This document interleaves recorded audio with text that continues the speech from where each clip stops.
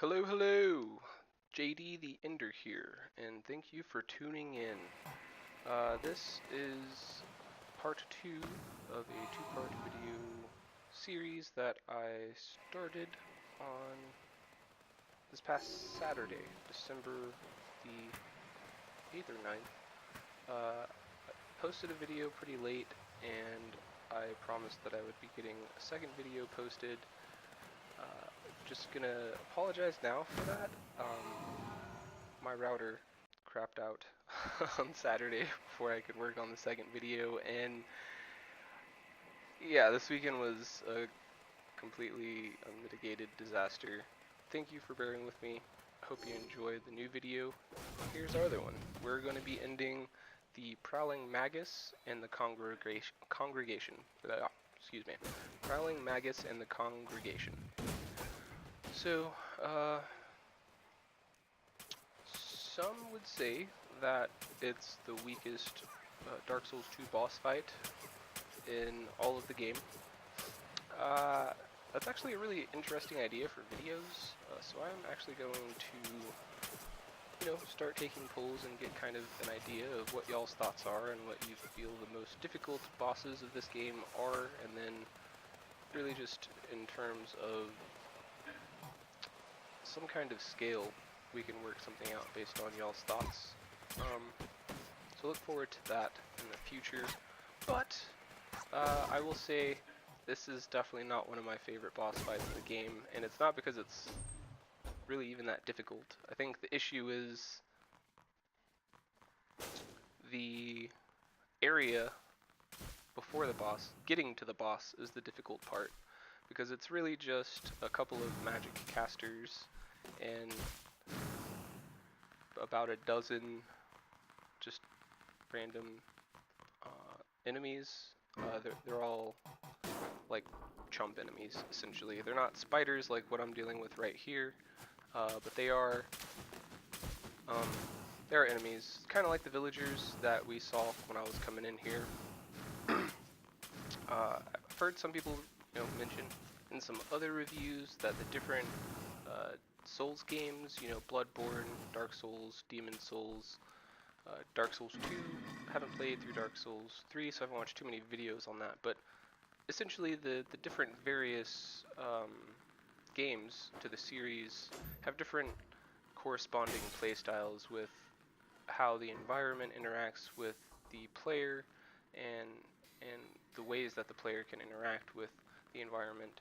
Dark Souls, or I guess Demon Souls, was just kind of the first game in the series, and then after that, in Dark Souls, it was more focused on like big, difficult enemies, and also just how to manage the enemies in the area getting to the boss. And I guess essentially that's kind of what the essence of every Souls game is, right? But what it what it really boils down to in this game, I guess what some people have said is this game is more about focusing on multiple enemies, and I have to say I concur with that. I mean, because even a lot of the boss enemies uh, have multiple. I mean, outside of this one, right? There's like the skeleton lords, then there's the two dragon riders, um, then there's the throne defender. That was, and I forgot who else was there with the throne defender, but that was a two boss enemy.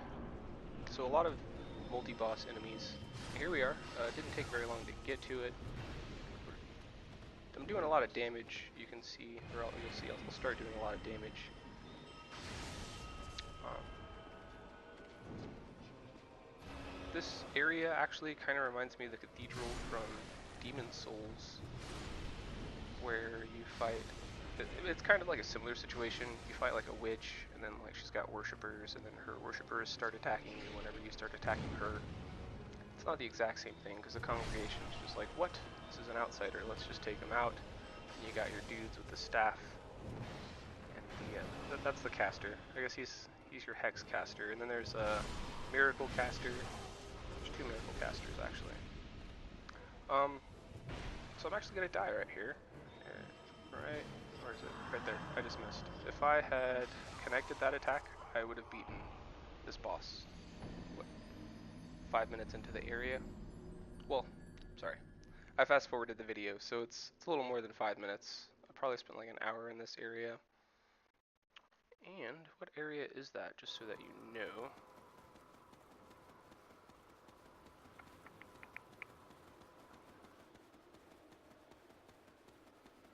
I'm getting that pulled up. I'll have a link posted below on how to get to them. I'm not seeing it in my resources here what area they're in. Yeah, it just says, oh, here we go. Brightstone Cove, Seldora. That is in Brightstone Cove, Seldora. It's got a lot of booby traps, a lot of really different types of elements. There's the trap where you got those boulders that I just avoided. Then there's some where like a pig gets sent after you, and that thing is annoying. And then, yeah, I mean, enemies just jump out of nowhere. There's just all kinds of crazy stuff. The environment for this boss really is the boss itself, I want to say.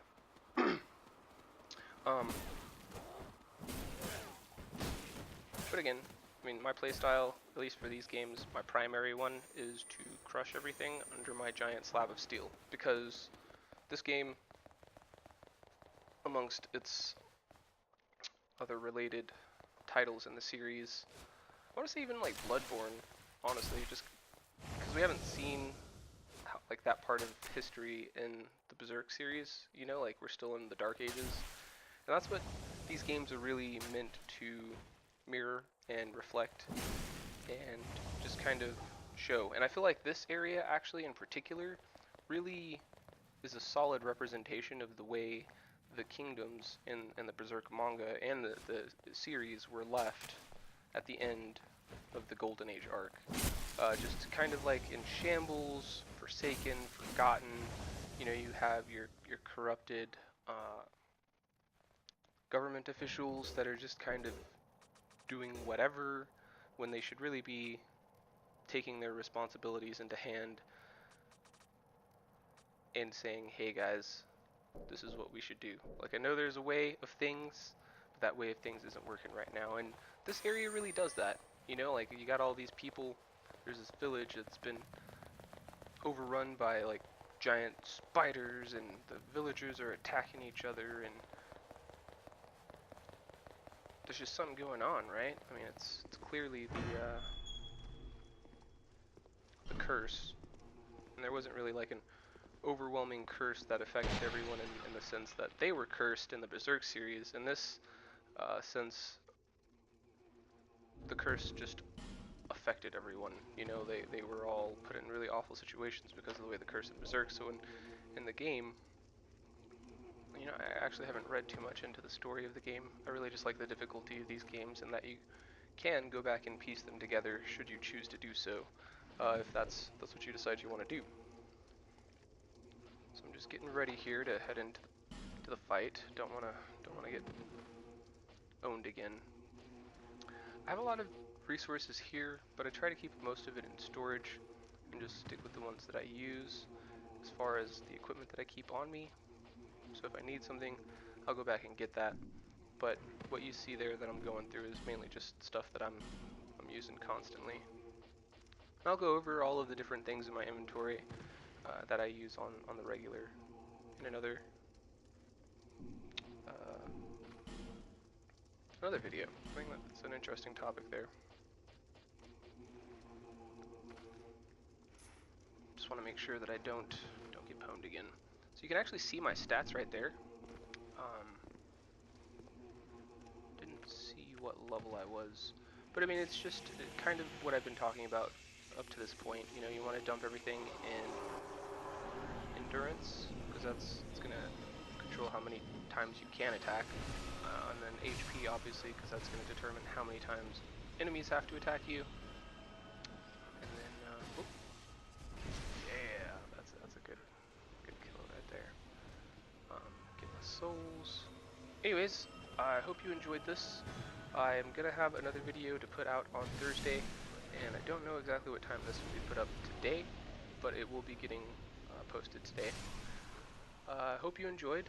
Please hit that like button. The support is very much appreciated, and Google likes it whenever I have support. I like it too. I'm making these videos for y'all, so if y'all have any ideas for me, anything you'd like to see, anything I haven't covered, if you need to correct me, leave a comment, shoot me a message on Discord. I'm also on Facebook and Twitter. Until next time.